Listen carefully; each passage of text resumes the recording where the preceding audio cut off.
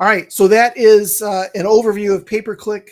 We went through a lot of different things. I hope you guys learned and got some value out of this. Again, this is one piece, number 5 here, of our digital dominance method. There are a lot of pieces involved in this, and that's just one piece. So let's get over to Q&A and see what's going on here, see what questions we have. So all right. How can paid ads help my window treatment business grow? So I think, a lot of times business owners are interested in the direct benefits and potential impact that paid ads can have on your business. So obviously it can help, but if you have to build it out with the campaigns, the ad groups, you have to build it out that way and build it right from the start. And then at the end of the day, you can start to see that cost per lead, how much that's costing you. Again, I put $1 in, $5 came out, or I put $1 in and 50 cents came out. But most of our clients, are doing paid ads, and they're doing a fantastic job with it. So what is the average cost per click in window treatment industry? So typically it's around $150, $160 to $210 right out of the gate. So that's a new company advertising on Google. That's what you can expect to pay on average. There are a lot of variables there, how much competition you have, the size of the audience, those kinds of things, something like that. Albert has a question. How do you handle an area outside your GMB? So in Google Ads, you can show your ads anywhere. Albert, I know that you guys are in California. You could show your ads in Manhattan if you wanted to.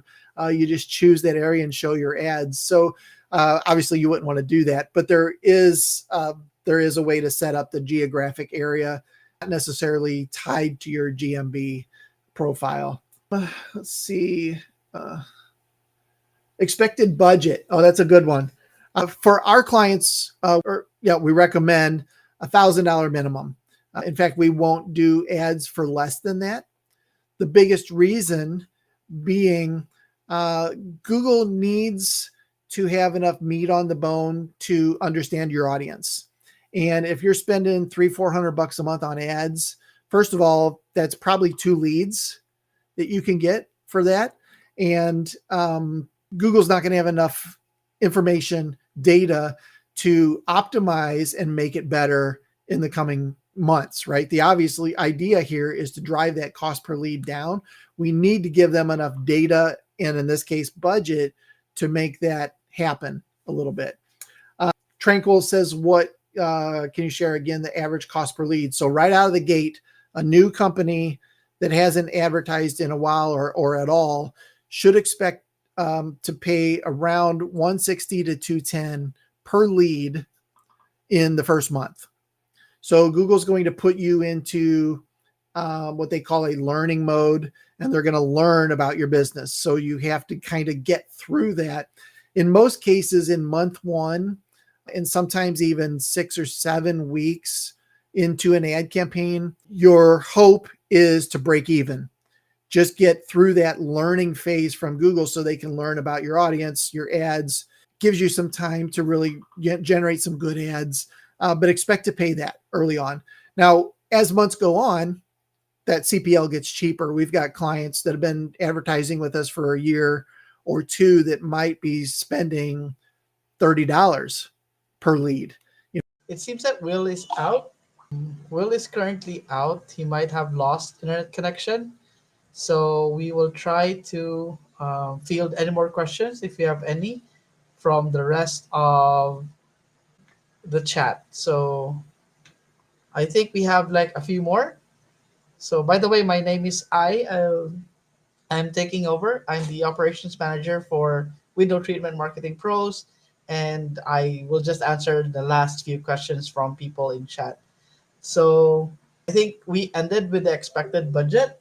So the next part would be how can I measure the success of my paid ad campaigns? So this was mentioned earlier during the webinar that there are certain KPIs set by that you should set. Sorry, whenever you do your PPC campaigns or your paid ad campaigns. So in order for you to know whether your campaign is successful or not, you have to check on those KPIs every now and then. You know, check for example, one of the best ways to know is your cost per lead. Is your cost per lead below industry average, or is it above it? So most of the time, when your cost per lead is much lower, that means your campaign is on its way to be successful. It's not it doesn't automatically make it successful though. So there are multiple other things that you have to look at. So next, and I think last question: how can paid ads help me compete with larger window treatment brands? So this is possible. You can, even if you're a smaller window treatment company, you can compete with larger brands. We do have a number of clients who are considered small, but are getting leads, although they have two or three big names within their locality. So it's possible. However, the problem is that it becomes a bidding war, especially for Google Ads. So basically, the um, top space for PPC or the ads is reserved for the highest bidder. So if you have a smaller budget, you can still get ahead of the larger window treatment brand, but it will eat up your budget really fast.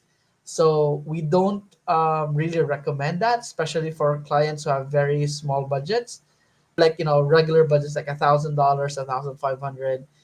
We try to be smart about it, not go head to head with the bigger brands because they will eat us alive. But it's a possibility. You can get leads even though there's a big brand within your area. And I think that's it. I think we have answered all the questions posted on chat, on YouTube and Facebook and LinkedIn. So thank you so much, guys, for joining this. Although we lost Will just before we ended, I hope you learned a lot from this webinar.